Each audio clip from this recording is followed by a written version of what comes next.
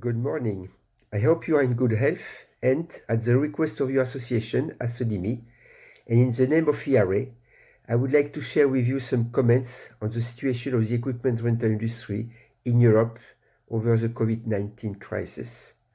On a general fashion, in any single country, the situation has not been equal in all the regions. The situation has not been the same either for all rental companies, depending on their locations, on their type of activity, and their inventory mix. It can be very different if you are a specialist in earth moving, in access, in power, or in modular space. Needless to say that those rental companies specializing in event business are the most impacted at the present time and for most of the summer season. Basically, if we consider Europe, there has been a clear divide between Northern and Central Europe on one side and Southern Europe on the other side. I include in my analysis for Southern Europe countries like Spain, Italy, and France. To give an idea, we can consider that the equipment rental activity for the month of April, which represents the peak of the sanitary crisis in Europe, would have been roughly between 15 and 40% in the south and between 40 and 80% in the north and central. Among the main concerns for the rental companies, we observed the contractual issues with customers, the maintenance and the security of the equipment, the worsening of payment terms, especially in the southern part of Europe. The crisis will have an impact on several trends. On employment, there will be more health and safety concerns and more home working when possible. This last trend, of course, will impact considerably more other pure service industries than the equipment rental industry.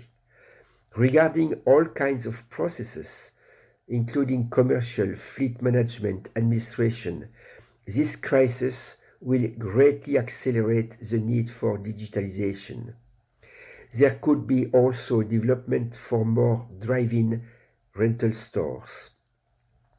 This short analysis would be of little value if we would not consider what is the bread and butter of our markets, which is the construction industry.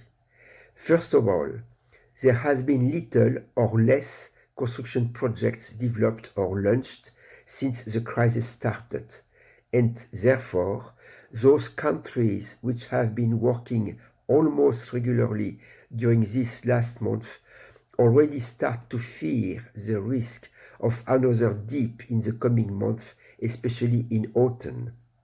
So the biggest issue could not be how intensive your company has been working in March, April, or May, but when and how much will the construction markets recover over the next 12 to 18 months.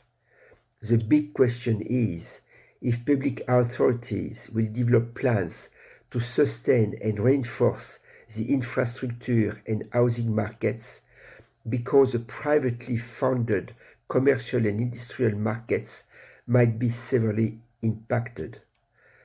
As a conclusion, I would not like to finish my speech with negative words. I believe that the rental industry still has a bright future because it makes sense economically and environmentally.